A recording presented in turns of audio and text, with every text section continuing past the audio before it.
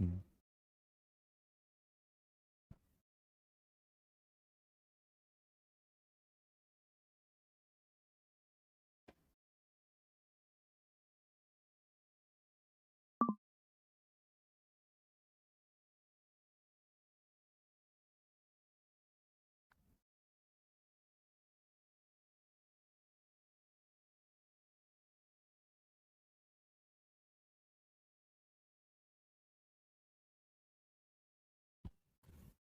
अरे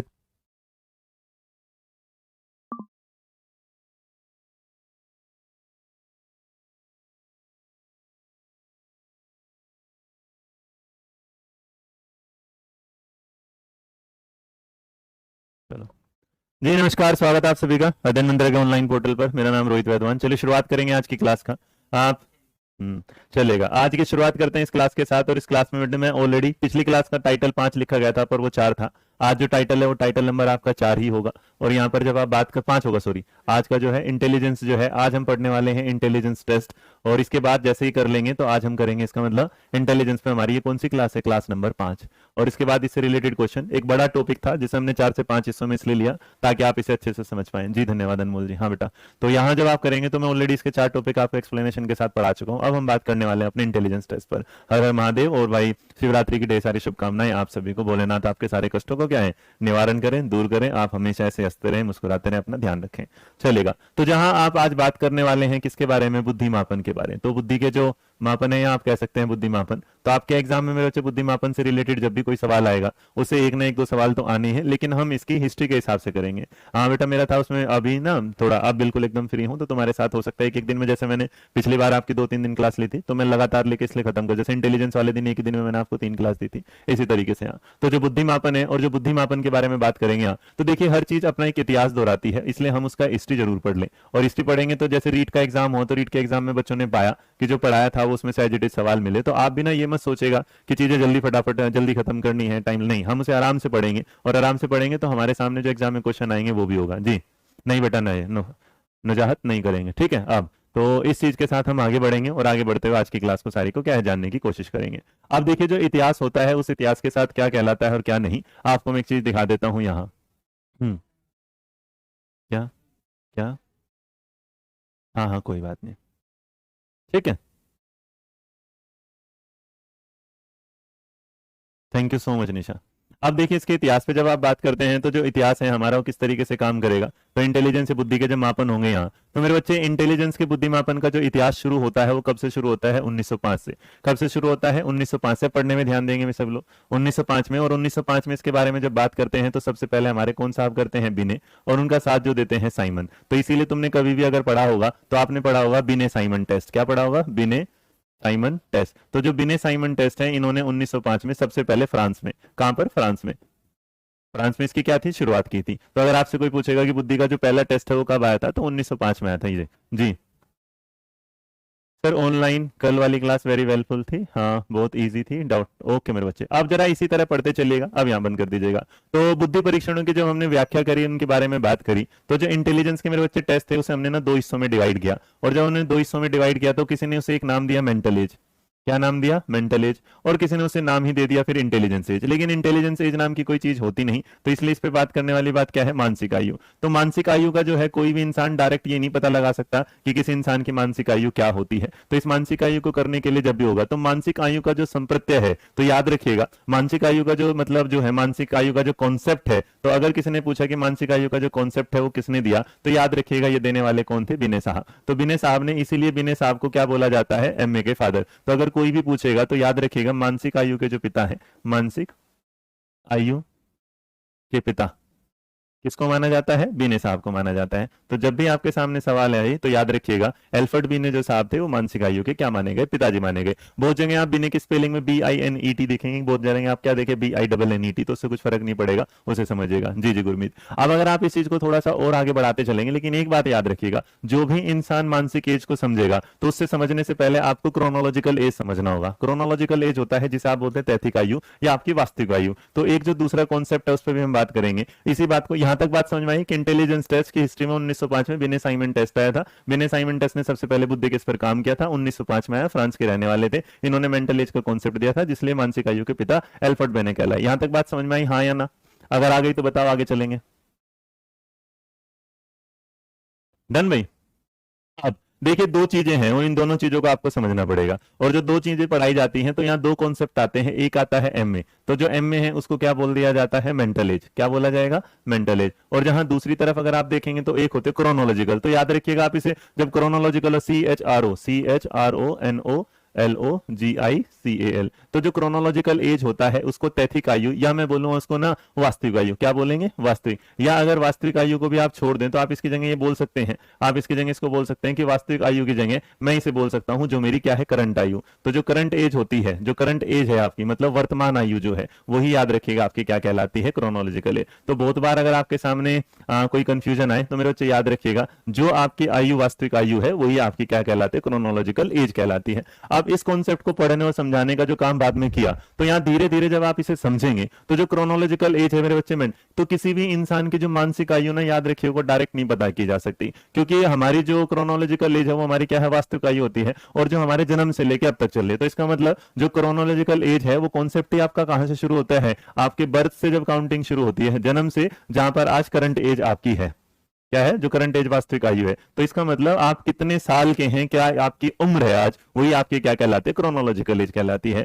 जबकि जो आपकी मेंटल एज होता है वो किसी विशेष बुद्धि को परीक्षण किए गए रिजल्ट के आधार पर आती है। तो याद रखिएगा इन साहब, जैसे आप जानते हैं कि मेंटल एज के बारे में बात करते टाइम किसने कहा था? बिने साहब ने। तो बिने साहब ने इसके बारे में बताया, तो सेम तरीके से इसके बारे में एक साहब और आए जिनका नाम टकमैन था। क्या नाम था? टकमैन। तो जो टकमैन साहब थे उन्होंने ये वाली बात बताई कि कभी भी मेंटल एज, याद रखिएगा, डायरेक्ट फाउंड ही नहीं की जा सकती। इसका मतलब उसे पता ही नहीं करा, क्योंकि किसी के दिमाग को देख के ये नहीं कहा जा सकता कितना बुद्धिमान है, उसके कार्य को देखकर या उसके जो काम करता है या जो उसके काम करने का तरीका है। जो 2 साल का बच्चा भी 10वीं क्लास के अगर सवाल का जवाब दे देगा तो उसकी मेंटल एज ऑब्वियस सी बात है क्या हो जाएगी? ज्यादा। तो आईक्यू के इस लेवल में हमने कहा कि मानसिक आयु को परिभाषित करते हुए कहते हैं कि एक ऐसा स्कोर है जो है अपनी उम्र या उससे कम या उससे अधिक में, जब आप एक एवरेज निकालते हैं और आप देखते हैं कि यार ये तुलना करने में ये बच्चा सवाल का जवाब दे पा रहा है, ये नहीं दे पा रहा। इसको एक समझो, मान लो एक तरफ मैं हूं, एक तरफ आप हैं, किसी ने हमसे सवाल पूछा और उस सवाल का जवाब मैं नहीं दे पाया, आपने दे दिया, तो इसका मतलब आपका जो मेंटल एज है वो मुझसे क्या हो जाएगा? ज्यादा। मान लो एक सवाल का जवाब मैं दे पाता हूं, मुझसे बड़ा प्रोफेसर नहीं दे पाता, तो इसका मतलब मेरी मेंटल एज ज्यादा।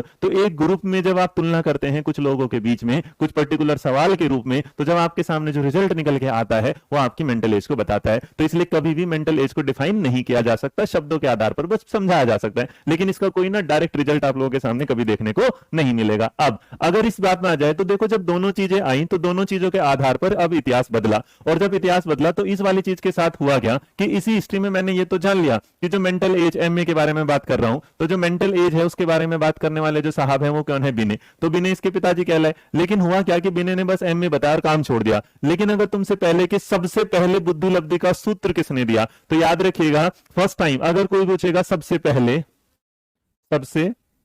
पहले बुद्धि लब्धि, इंटेलिजेंस क्वेश्चन का बुद्धि लब्धि का सूत्र किसने दिया, तो मेरे बच्चे याद रखना, बुद्धि लब्धि का जो सूत्र दिया था वो किसने दिया था? स्टर्न साहब ने। किसने दिया था? स्टर्न। तो इसमें याद रखिएगा, अगर कभी भी तुम्हारे सामने आ जाए तो स्टर्न साहब इसके बारे में बात करते हैं 1912 में। तो 1912 में स्टर्न साहब ने दिया। क्यों? क्योंकि इन्होंने बोला था इस बारे में, ये अपना फॉर्मूला लेके आए कुछ यहां, और इस फॉर्मूले में इन्होंने बोला में अपॉन में सी। लेकिन इसी इतिहास में एक कहानी घटी तब बाद में, जब इस इतिहास में कहानी घटने वाले एक साहब और आए, और वो साहब जो हमारे सामने आए उनका नाम आया टर्मन। तो टर्मन जो साहब थे, तो टर्मन साहब ने क्या किया? इस फॉर्मूले को पूरा किया और उन्होंने एम में अपॉन में सी ए इंटू में क्या दिया? 100 इज इक्वल टू बताया IQ। तो याद रखिएगा 100 जोड़ना किसने किया? टर्मन ने। तो इसीलिए याद रखिएगा, आज अगर तुमसे कोई पूछेगा कि IQ का फॉर्मूला प्लस में IQ टेबल किसने दी है, तो याद रखिएगा बुद्धि लब्धि का सूत्र और उसकी जो टेबल है उसके पिता के रूप में हम जो जानते हैं वो किसको जानते हैं? टर्मन साहब को। बात क्लियर है, हाँ या ना? जी बिल्कुल रेखा यादव, यहाँ तक बेटा बात क्लियर है। तो इतिहास में मेरे बच्चे जब भी तुमसे कोई ये पूछेगा कि कब कब क्या हुआ, तो इस बात को हमेशा याद रखिएगा कि जो आईक्यू बुद्धि लब्धि का जो है, तो मेंटल एज के बारे में तो उन्होंने बता दिया, बात खत्म हो गई। तो एक बात याद रखिएगा, लेकिन कोई तुमसे अगर पूछे कि क्या मेंटल एज और क्रोनोलॉजिकल एज बराबर हो सकती है, बोल देना हाँ, क्योंकि अगर ये दोनों बराबर हैं तो इसका मतलब बच्चा जो है वो सामान्य बुद्धि का बच्चा है। क्लियर है वाली बात, हाँ या ना भाई? तो इसलिए मेरे बच्चे याद रखना कि सबसे पहले अगर संशोधन की बात आ जाए तो 1916 में संशोधन किसने किया था? टर्मन ने। 1912 में कोइन किसने किया था? स्टर्न ने। सबसे पहले किसने बात करी थी इसके बारे में? बिने और साइमन ने। क्लियर है, हाँ या ना? स्टर्न पे इधर आएगा ना पे, स्टर्न पे क्या आएगा? स्टर्न। क्लियर बेटा? इसका मतलब याद रखिएगा, जो टर्मन ने क्या किया था? विकसित किया था, लेकिन इसमें थोड़ा बहुत जो संशोधन दिया था वो किसने दे दिया था? इन्होंने। एक सेकेंड होल्ड करोगे? हाँ से में।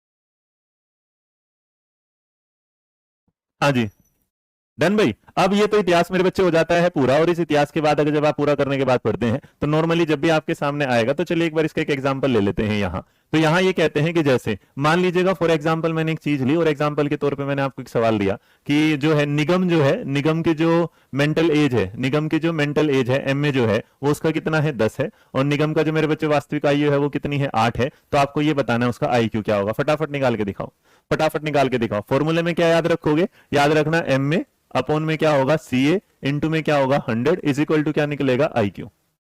बताइएगा।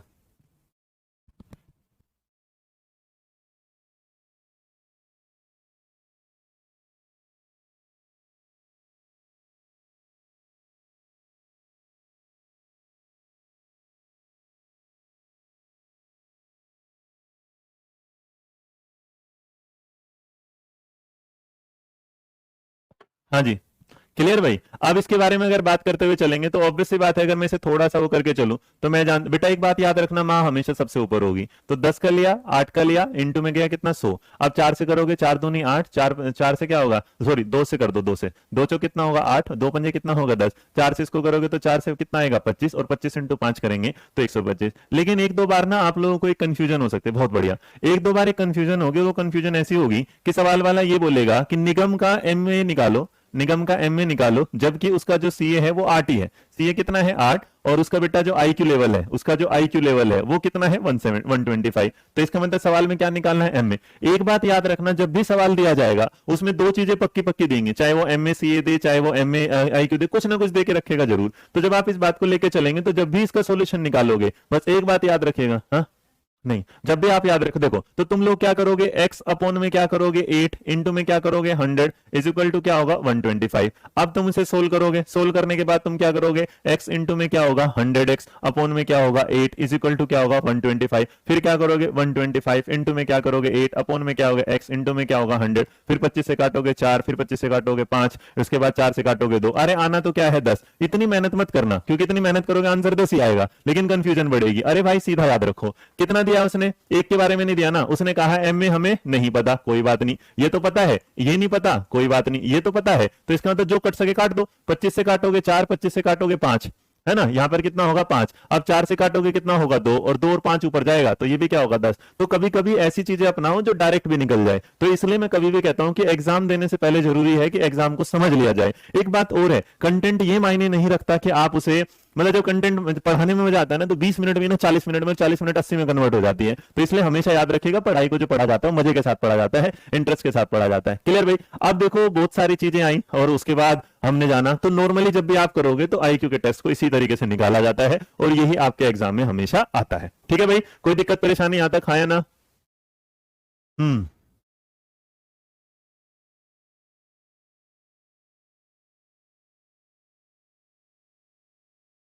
Good good.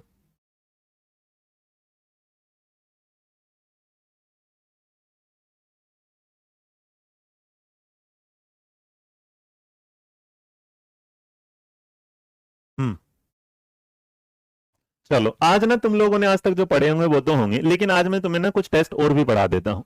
तो आप ना जब पढ़ते हैं तो मेरे बच्चे कुछ नए टेस्ट जो आपने शायद ना पढ़े हो, तो आज ना इंटेलिजेंस के कुछ टेस्ट हैं जो न्यू टेस्ट के रूप में आप पढ़ लीजिएगा। क्योंकि भाई देखो मेरी हमेशा कोशिश रहती है आपको कुछ नया पढ़ाना। तो न्यू टेस्ट में जो पहले वाला टेस्ट होगा वो तो सबने पढ़ लिया, लेकिन फिर भी देख लेते हैं। तो सबसे पहले हम किस पर बात करते हैं? बिने टेस्ट पर। किस पर बात करते हैं? बिने टेस्ट पर। तो जो बिने टेस्ट आया वो तो मैं चला समझ ही गया अभी कि अभी मैंने पहले नंबर पे कि जो साइमन हमारे साहब जो हैं साथ बिने साहब हैं, तो हमने बिने साहब को ये वाली बात जान ली कि जो एल्फर्ड बिने साहब है इन्होंने, बहुत बढ़िया बेटा बहुत बढ़िया। तो जो बिने वाली बात आई तो हमने ये तो जान लिया कि इनका जो साथ देने वाले थे, इसलिए इसने साथ किसने दिया था? साइमन ने। तो इसलिए ये क्या कहलाता है? बिने साइमन टेस्ट। क्या कहलाता है? बिने प्लस साइमन टेस्ट। अच्छा, बिने और साइमन टेस्ट के भी बाद वो टेस्ट है जैसे रेसलर टेस्ट आया, वो भी पढ़ना अपने को। तो बिने साइमन टेस्ट जो आया था हमने जाना था इसको बिने साइमन स्केल। तो याद रखना ये पहले बिने साइमन टेस्ट नहीं जाना जाता था, ये नॉन एज जाना जाता था। ये नॉन एज जाना जाता था। किस तरीके से जाना था? Nonage. तो इसको नॉन एज जाना जाता था बिने साइमन। तो बिने साइमन जो स्केल होता था उस आधार पे जाना जाता था।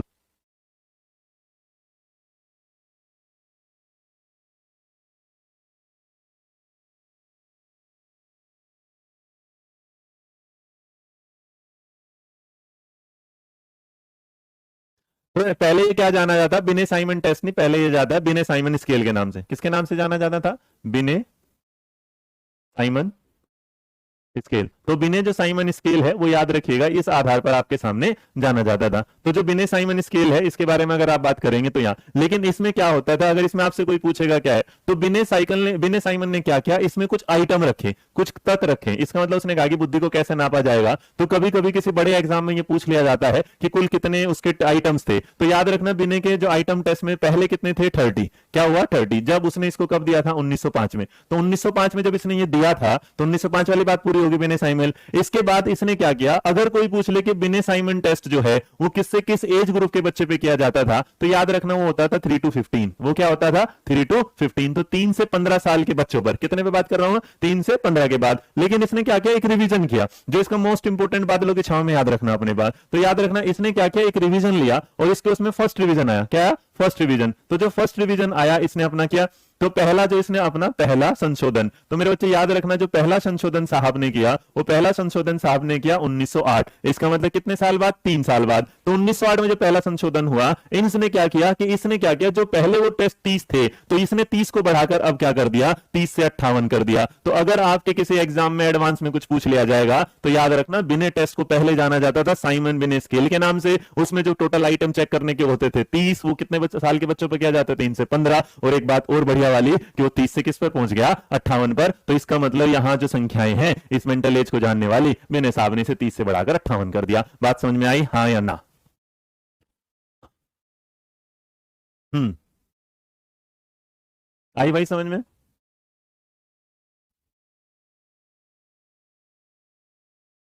तो इसका मतलब इसलिए इन्हें आई क्योंकि फादर नहीं बोला जाता था, क्योंकि इन्होंने क्या दिया था? कि स्केल दिया था। और इस स्केल के बाद इन्होंने आपके सामने ये सारी चीजें करना शुरू कर दी।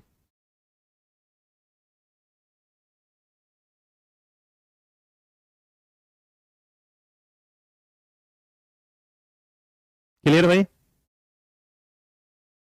अनमोल जी बेटा याद रखना जो भी फाइनल होता है वही आंसर। जैसे किसी ने शुरुआत करी, मान लो कुतुब मीनार जिसने बनाई, तो कुतुब मीनार बनाने का काम किसने शुरू किया था? कुतुबुद्दीन ऐबक ने। लेकिन इसे पूरा किसने बनाया था? इल्तुतमिश ने। तो सेम तरीके से बुद्धि के बारे में जानकारी किसने दी थी? बिने ने। लेकिन उसे पूरा करने का काम किया था टर्मन ने। टर्मन ने क्या किया था? उसने टर्मन ने, अगर कोई तुमसे पूछेगा कि जो आईक्यू शब्द है वो किसने इजाद किया था, तो याद रखना ये आईक्यू शब्द ही टर्मन ने दिया था। ये कभी भी याद रखना, इसके बारे में बिने ने कोई बात बोली ही नहीं थी। आईक्यू जो शब्द है ये गिवन बाय ही याद रखना क्या होगा? टर्मन। तो इसलिए टर्मन के साथ, क्योंकि इससे पहले ना स्टर्न साहब ने 1912 में संशोधन किया था, लेकिन क्योंकि फाइनल इन्होंने दिया था तो इसलिए हम आईक्यू के जो पिता हैं आज किसको मानते हैं? टर्मन साहब को। एक बार और समझ लीजिएगा, हमने कहा सबसे पहले इंटेलिजेंस के टेस्ट में आता है साइमन बिने टेस्ट, 1905 में आता है। बिने साइमन स्केल के नाम से जाना जाता है। तो टेस्ट या फॉर्मूला नहीं था। उसके बाद इसने कहा कि इसमें बुद्धि जो मानसिक बुद्धि है, क्योंकि इसने किस पे बात करी थी? बिने ने मेंटल एज पे। तो इसने कहा कि किसी की मानसिक बुद्धि को जांचने के लिए आप 30 आयाम रखें। उन 30 आयाम को उन्होंने डिस्क्राइब करा, लेकिन उसकी जरूरत नहीं है। उसने कहा कि 3 से 15 साल के बच्चे पर इसे देखेंगे। उसको देखने के बाद इन्होंने जब देखा तो देखने में यार ये तो कम पड़ गया, तो उसने 30 से क्या कर दिया, उसे 58 कर दिया। अब इसी टेस्ट को आगे जाके स्टर्न ने संशोधित किया, बाद में किसने किया, टर्मन ने किया, और टर्मन के संशोधन के बाद ही एक इंसान आया था मेरिल, क्या था, मेरिल, जिन्होंने इसको क्या करते थे, रिवाइज किया था। तो याद रखिएगा, आप इस चीज में जाएंगे घूमेंगे तो बहुत कंफ्यूजन होगी, लेकिन मैं आपको बता दूं साइन और विनय का लास्ट जो संशोधन हुआ था दैट इज ऑन 2003,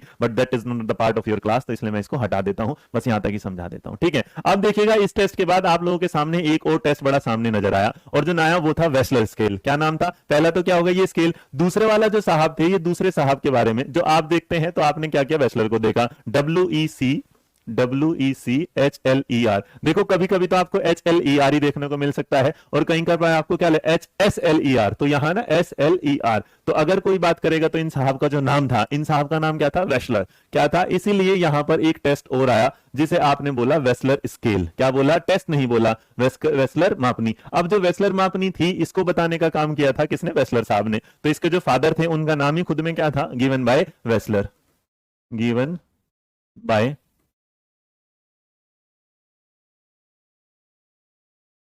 अब ये आपके सामने आ गया। तो जब वेस्ले साहब ने ये बनाया, तो वेस्ले साहब कहाँ के थे, ये जो रहने वाले थे, अगर जाओगे तो क्या होगा, यूएसए। तो अब इन्होंने, तुम लोग जो देखते हो ना स्केल देखते हो, बहुत बार आपके सामने आता है, तो यहाँ इन्होंने क्या किया, बाद में इसे वेस्लर का न्यू वेस्लर इंटेलिजेंस टेस्ट भी बोला गया, इसमें बहुत सारी चीजें आई, लेकिन बेटा याद रखिएगा इसके बारे में इसे एक ही शब्द है, तो इसको ना नॉर्मली जो इससे फेमस सवाल है वो होता है WAIS। तो आपसे कई बार पूछ लिया जाता है कि WAIS की फुल फॉर्म क्या होगी, WAIS फुल फॉर्म। अब देखो अगर तुम्हें पता होगा तो दिमाग लगा लोगे। तो जो W है, WECHSLER, ए का मतलब होता है एडल्ट, आई का मतलब होगा इंटेलिजेंस, और एस का मतलब क्या हो जाएगा, स्केल।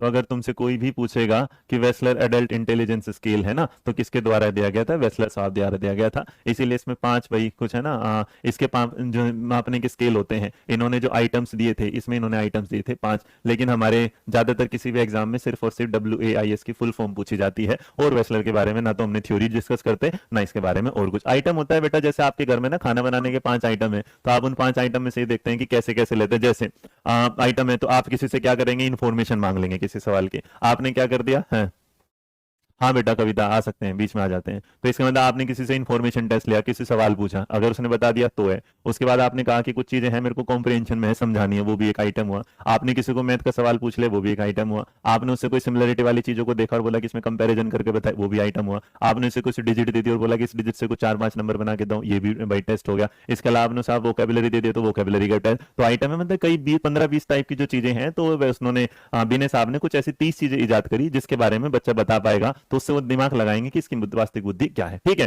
तो इसलिए 30 से 58 जो है, जो आप लोगों को मैंने नया बताया, तो इसने पहले अपने उसमें क्या रखी, 30 ऐसी जानकारी रखी जिससे आपके सवाल, जैसे भाई शादी के टाइम लड़की वाले को जब लड़की को देखने आते हैं, तो जो लड़की की सास होती है वो बच्चे से ना, उस लड़की से कुछ सवाल पूछती है कि तुम्हें खाना बनाना आता है क्या, तुम्हें कपड़े धोने आते हैं क्या, तुम्हें रोना आता है क्या, लड़ना तो नहीं आता, कुछ खाना ऐसा कुछ खाती पीती तो नहीं। तो ये जो 4-5 सवाल आपने पूछे आइटम है, तो हम भी जब किसी की बुद्धि जानना चाहते हैं तो हम कई बार उससे क्या करते हैं, क्वेश्चनिंग करते हैं। तो इसका मतलब 30 टाइप की जो क्वेश्चनिंग थी वो 30 आइटम थे।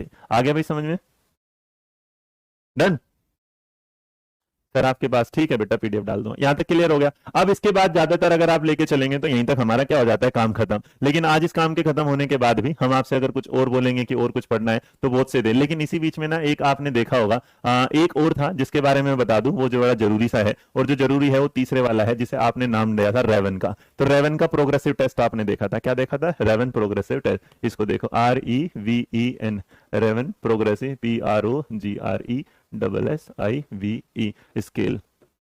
देखो अगर इसने कहा तो आरपीएस आया, फिर क्या है, जो रेवन प्रोग्रेसिव स्केल आया, या इसे स्केल की जगह बेटा बोला गया मैट्रिक। क्या बोला गया, मैट्रिक। तो कई बार आपसे ये पूछ लिया जाएगा, कई बार आपसे ये पूछ लिया जाता है कि व्हाट इज आरपीएम, क्या पूछा जाएगा, आरपीएम। तो याद रखिए आरपीएम का मतलब ही होता है रेवन प्रोग्रेसिव मैट्रिक टेस्ट, ठीक है। हाँ खाना बनाना है, क्वेश्चन कम होता है। हिंदी में वे इसको क्या आप कहेंगे, निखत जान बेटा फुल फॉर्म है। अब आपका नाम निखित जान है, NJ, बता इसे हिंदी में क्या बोलेगी, है ना, जहान। अब कोई, तो इसका मतलब जो वर्ड वो, तुम ये ऐसे सवाल कहां से लाते हो, हैं तुम लोग ये जो ध्यान रखते हो ना कि टीचर कहाँ गया क्या गया क्या, तुम पढ़े हो, ध्यान दो अपना, मैं तुम्हें बता रहा हूं, और तुम्हें चाहिए सच्चाई की कौन कहां गया, तो जिस दिन वो अपनी सच्चाई बता देंगे जाने वाले, फिर मैं तुम्हें अपनी सच्चाई बता दूंगा कि क्यों गए थे। उसके बाद तुम सोच लेना मैं ये देखना चाहता हूँ कि सामने वाला भी वो कितने झूठ बोल सकता है, तो बोलने दो, उसके बाद मैं तुम्हें सारी सच्चाई दिखा दूंगा। लेकिन तुम पढ़ने में ध्यान दिया करो।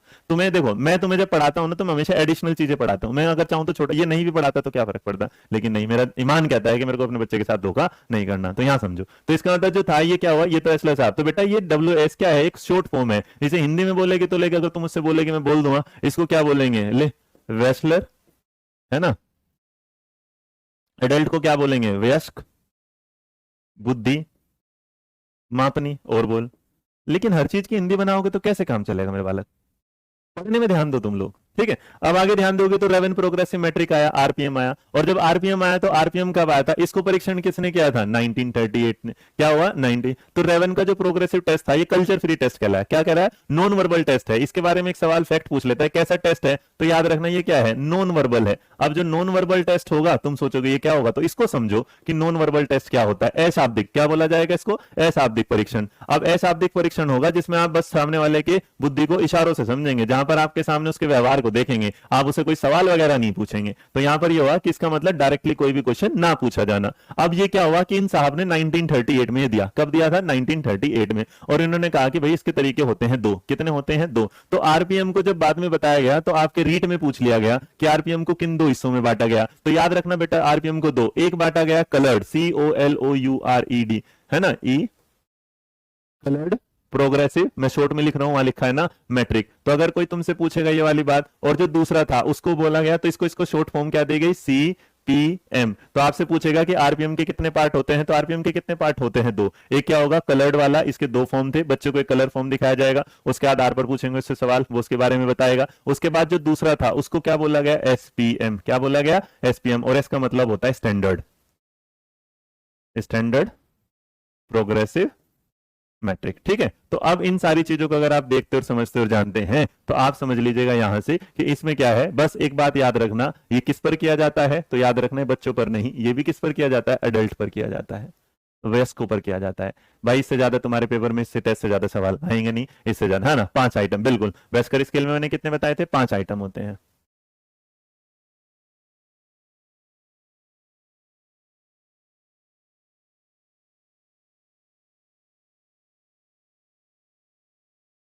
चलेगा। अब देखो यहां तक ये पूरा हो जाता है, तो चलिए आज एक काम और कर लेते हैं। आज हम काम कर लेते हैं फटाफट आपकी जानकारी के लिए कि आपको क्या करना है। जो मैंने आपको पढ़ाया उससे रिलेटेड अब हम क्या करेंगे, क्वेश्चंस करेंगे। जैसा कि आपको बताइए कि मैं अपनी हर क्लास में टॉपिक को पढ़ाने के बाद आपसे क्या कराता हूं, क्वेश्चंस, ताकि आपको समझ में आ जाए। तो चलो भाई, थ्योरी के बाद फटाफट आ जाओ, यहाँ पे क्या है क्वेश्चन। तो पहला सवाल स्पीड के साथ जवाब देंगे सारे लोग मुझे। पहला सवाल कहता है इंटेलिजेंस, जो इंटेलिजेंस होता है उसमें क्या शामिल होता है। इंटेलिजेंस जो होता है उसमें क्या शामिल होता है, बुद्धि समावेश करती है किस चीज का, क्या होगा, बुद्धि समावेश करती है किस चीज का। देखो दो बात याद रखना, अगर ना याद रहे कभी भी तो ये एक इंपॉर्टेंट फैक्ट बता रहा हूं, इसको बिल्कुल एज इट इज छाप लेना अपनी कॉपियों में। बेटा एक तरफ तो आएगी इंटेलिजेंस, एक क्या होगा, इंटेलिजेंस, और एक दूसरी तरफ याद रखना एक वर्ड आएगा क्रिएटिविटी। क्या आएगी, क्रिएटिविटी। जहां भी आपके सामने सृजनात्मकता हो, सृजनात्मकता, तो जो सृजनात्मकता होगी वो हमेशा याद रखना जिसके साथ जाएगी वो होगा डाइवर्जेंट। क्या होगा, डाइवर्जेंट थिंकिंग। और जो डाइवर्जेंट थिंकिंग है उसका मतलब क्या हो जाएगा, चिंतन। क्या उस कौन सा चिंतन होगा, अपसारी चिंतन। तो जब भी आपके सामने ये वाली बात आ जाए तो याद रखना एक बात को हमेशा कि जो इंटेलिजेंस है वो किसके साथ जाती है, कन्वर्जेंट के साथ। देखो इसको समझा भी देता हूं, अभी सारी, अभी सारी देखो।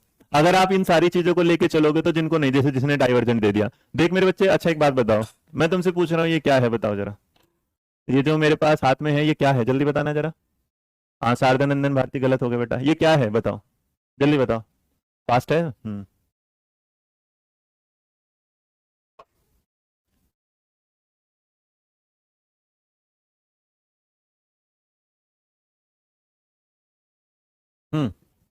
देखो ये जब आपके सामने आएगा तो पहली बार में जो बुद्धि होगी तो इसे क्या बताए, क्योंकि तुम्हें पता ही क्या है, गिलास है। तो किसी भी चीज को देखने के बाद जब आप पहली उस पर सोच लगाते हो डायरेक्ट होती है, क्योंकि बेटा जो चीज तुम्हें पता है, तुमसे पूछा तुम उसका वही जवाब दोगे। तुम सोचोगे कब कि इस गिलास के कितने सारे रूप हो सकते हैं, इस गिलास को कितने तरीके से, दूसरे इस पानी को किस टाइप के गिलास में, जैसे गिलास के कितने रूप होंगे। तो गिलास को बनाने किसी ने वाइन का अलग से वो गिलास बनाया, किसी ने भाई हाँ जो क्या बोलते हैं, मतलब जो भी अलग अलग टाइप के बनते हैं, जूस के, इनके सबके ग्लास क्या बने अलग। तो पहली बार जब तुमसे कोई पूछेगा ये क्या है, तो तुम इस सवाल का जवाब क्या दोगे, ग्लास है। तो इसका मतलब बुद्धि देती है पहले एक फिक्स जवाब, लेकिन जब उस बुद्धि को आप एक्सप्लोर करते हैं, कुछ नया रूप देते हैं, तो उसके नया रूप देना क्या कहलाता है, क्रिएटिविटी। और इसलिए क्रिएटिविटी में हमेशा कौन सी थिंकिंग होगी, डाइवर्जेंट, और इंटेलिजेंस में हमेशा होगी कन्वर्जेंट। बात आई समझ में, यस और नो। जल्दी बोलो यस और नो, कहाँ सो रहे हो सारे के सारे, जल्दी जल्दी बोलो, बोलो बोलो बोलो।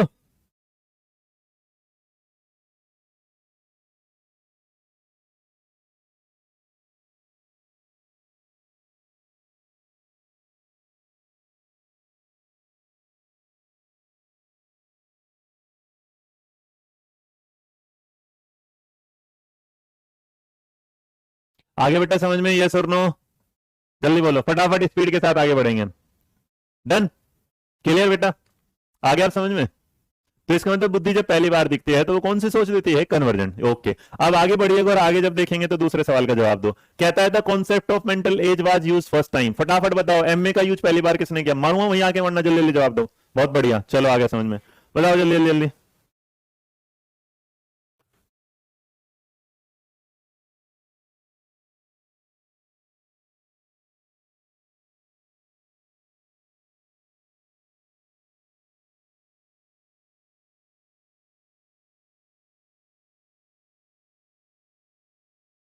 आरती विश्वास, इतना सिंपल एग्जाम्पल दिया मेरे बच्चे, फिर कहते हैं किसी भी चीज को देखने के बाद जब आपसे, अच्छा एक बात बताओ, आपसे पूछा जाएगा आपके पापा का नाम क्या है, तो आपकी बुद्धि क्या जवाब देगी, उसे कई नामों में ढूंढेगी या एक नाम में ढूंढेगी। तो जब आपसे कोई सवाल पूछा जाता है तो उसका जवाब हमेशा एक तरीके से क्या होता है, फिक्स। अब जैसे तुझे मेरी बात समझ में नहीं आ रही, तो मेरे को अपनी क्या करना पड़ेगा, एग्जाम्पल बनाने पड़ेंगे। एग्जाम्पल क्या करने पड़ेंगे, क्रिएट करने पड़ेंगे। तो एग्जाम्पल जो होगा एक से क्या होगा, ज्यादा होगा, तो इसका मतलब मुझे अब क्या लगानी पड़ेगी, डाइवर्जेंट थिंकिंग। अब आगे समझ में।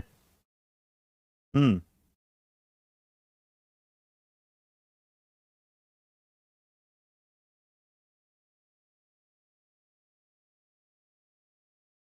अब देखो, दो का जवाब गरिमा भारती देते हैं गिलफर्ड, जबकि मैंने इसको बताया नहीं लड़की को, है ना। पूजा शर्मा देती है बिने साइमन, तीसरे वाला क्या कहता है, सरिता जी देती है स्पीयरमैन, उसके बाद जयदेव देते हैं डी, सही है। पहले का आंसर बी होगा, तो पहले का आंसर मैंने लगाया नहीं। अच्छा देखो, हाँ बेटा, पहले का जवाब क्या हो गया, कन्वर्जेंट बताया ना, अच्छा मैंने समझा दिया था, पहले का बिल्कुल सही भी था। अब बेटा, अब देखो तुम ऐसे काम करोगे तो बताओ थोड़ी देर में भूल जाओगे। और इस चीज के साथ मैंने अभी देखो क्या बताया, सबसे शुरू में बताया कि मेंटल एज के बारे में जो कॉन्सेप्ट दिया वो किसने दिया था, बिने। बिने का साथ कौन देते थे, बिने साइमन। अब बताओ तुम लोगों को कैसे, छोटी तुम याद ही नहीं रखते यार। तो सवाल का जवाब क्या होगा, बिने। जिन्होंने डी दिया है बेटा वो सारे सही हैं, बाकी लोग क्या हो जाएंगे, गलत। आगे देखो, नया सवाल का जवाब दो। कहना चाहता है अकॉर्डिंग टू साइकोलॉजिस्ट इंटेलिजेंसीज। अब ये बताओ जो बुद्धि है वो मनोवैज्ञानिकों के हिसाब से क्या है, आ गया आरती, चलो आगे बता मेरे बच्चे।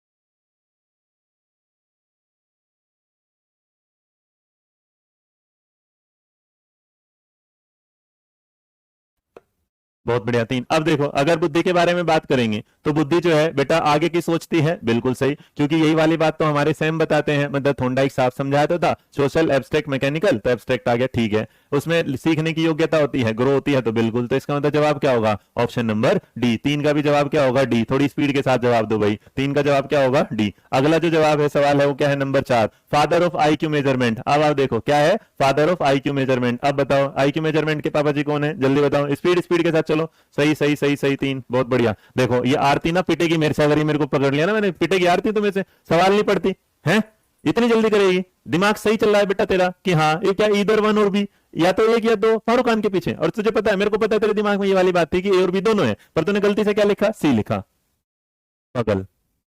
ध्यान दिया करो। चलो, नंबर चार, तो फादर ऑफ आई के मेजरमेंट का बेटा पता चल गया कौन है, टर्मन। अभी तो सिखा के लाया कि लास्ट में जो मिलेगा वही है। बताओ कौन सा कॉन्क्रीट एग्जाम्पल है बुद्धि का, कौन नहीं है, कहता है कि कौन सा बुद्धि का एक कॉन्क्रीट एग्जाम्पल नहीं है, बताइएगा।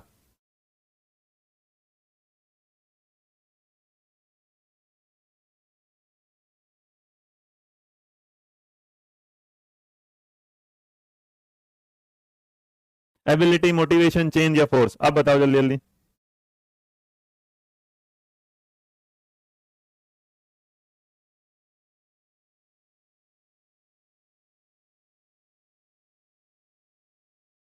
जो गलती करे वो कान पकड़ के सॉरी बोला करो वहीं पे। बहुत बढ़िया। चार का क्या होगा, अब देखो चार के बारे में पता चल गया। क्यों गया भाई, ऐसा है मोशन में गति होगी, देखा जा चेयर में भाई पकड़ा जा सकता है, तो जो फोर्स है वो भी, लेकिन जो एबिलिटी है मेरे बच्चे याद रखना वो कभी भी कॉन्क्रीट नहीं है। एबिलिटी क्या होती है, एब्स्ट्रैक्ट होती है। तो इसलिए सवाल का जवाब अगर आप दे रहे हो ऑप्शन नंबर 1 तो बहुत बढ़िया, शाबाश मेरे बच्चे, मौलाना इकबाल को बहुत बढ़िया। नंबर 6 का जवाब दो। बुद्धि का द्विखंड सिद्धांत किसने दिया, चार का आंसर टर्मन है। हाँ बेटा चार का आंसर मैंने टर्मन दे दिया था। कहां रह जाती है लड़की, हाँ टर्मन दिया है। तुम यार बहुत ढीले हो, भगवान कसम बहुत ढीले हो। दुनिया पहुंच गई चांद पे, तुम वहीं ढीले ढीले ढीले चल रहे हो।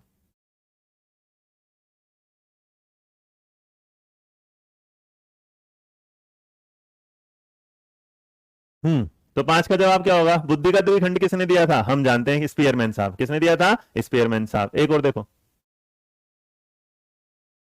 चलो इसको रहने दो। बताओ, आपके सामने एक बुद्धि का बढ़िया सवाल कि chess and card can be classified into, जो आप चेस खेलते हैं, शतरंज खेलते हैं, जो शतरंज है और जो कार्ड खेलते हैं वो किसमें, कोई बंजो सॉरी बोल ली ना साहब, जो गलती बोले सॉरी बोलो करो।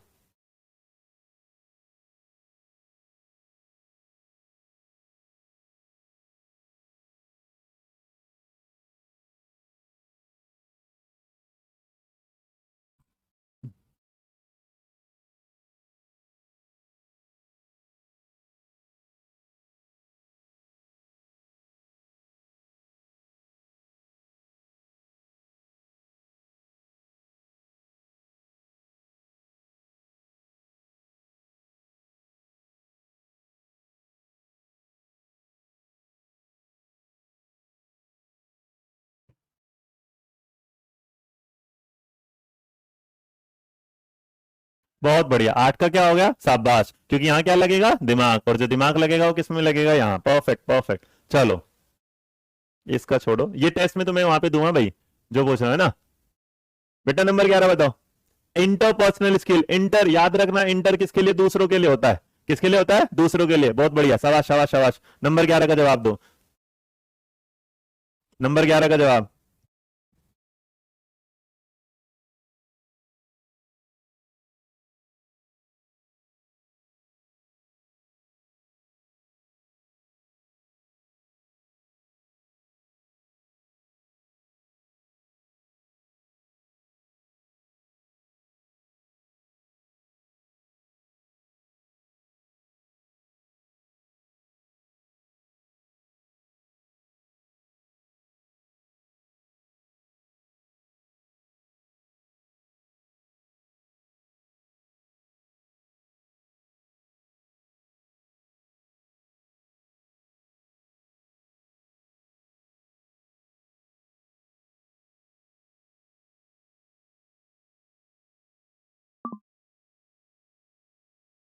हम्म 11 का जवाब क्या है, बिल।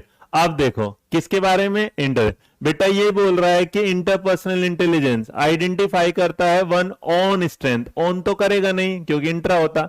कहता है skill to interact with other, दूसरों के साथ बात करना, ठीक है। स्किल टू मोटिवेटिंग अदर, भाई दूसरों को मोटिवेट करने वाला। Ability to understand different person, कि दूसरे लोगों को समझने वाला। अब इसने कहा कि जो इंटरपर्सनल इंटेलिजेंस होता है वो किसके साथ जाएगा, तो पहला तो गलत हो गया। अब ये क्या है, दूसरे को मोटिवेट करना और यहाँ इंटरेक्ट। बेटा मैं जानता हूं इंटरपर्सनल स्किल तो वही है पॉइंट उनकी भाई नेताओं वाली। नेता क्या करते हैं, एक दूसरे से बात करते हैं, और इसलिए सवाल का जवाब क्या होगा, ऑप्शन नंबर बी। और जो ये लोग पहला जवाब दे रहे हैं, मयंक, ममता भारद्वाज, पिटेगी मेरे से है। ये क्या करता है, एबिलिटी, दूसरों को समझना नहीं है। इंटर, एक तो इंट्रा था जो अपने बारे में बात करता है, इंट्रा क्या था, जो वो दूसरे को क्या करते हैं, उनके साथ इंटरेक्ट करेंगे। तो इंटरेक्शन तो वैसे भी गधो पॉजिटिव वर्ड है, कहां भूल जाते हो। इसलिए क्या होगा, पॉजिटिव। ये बेटा 50 सवाल होंगे, ये 50 सवाल में तुम्हें तुम्हारे उसमें भिजवा रहा हूं, तुम्हारे वाले उसमें पोएम। तुम लोगों को इन 50 सवालों को खुद से करना है। आज बिना आंसर के भिजवाऊंगा, उसके आंसर कल दूंगा। प्लीज मेहनत के साथ करना, ईमानदारी से कसम खा के बोलोगे तुम बेईमानी नहीं करोगे, है ना।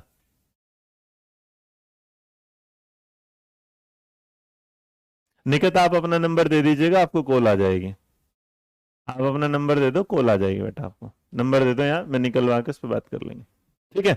चलो अगली बार से ध्यान रखना, और ये सारे के सारे क्वेश्चंस मैं आपके साथ भेजूंगा, ईमानदारी के साथ सोल्व करना, कहीं देखने नहीं है, जितने ये देखना कि बाकी जो 40 सवाल में से तुम कितने सवाल कर पाते हो, फिर उसके मैं आंसर दूंगा, जो नहीं समझ में आएगा उसके आंसर क्वेश्चन की क्या कर देंगे, एक एमसीक्यू इंटेलिजेंस की मैं अलग से ले लूंगा क्लास, ठीक है। तो आज के लिए फिर इतना ही रखेंगे। थैंक यू सो मच, खुश रहा करो, मुस्कुराते रहो, ध्यान रखो अपना।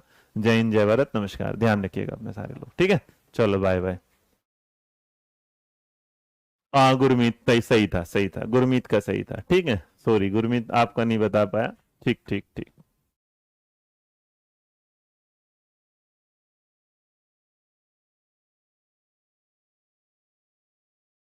हाँ ईमानदारी के साथ। अरे सब बढ़िया हो पगलो, तुम तो ऐसे कर दो, बताओ। नाम नहीं लिया, ज्यादा बच्चे होते हैं निकल जाते हैं कभी कभी। अमेजन पे आ गई बेटा। सर रीप में आपका पढ़ाया हुआ आया था, धन्यवाद भाई।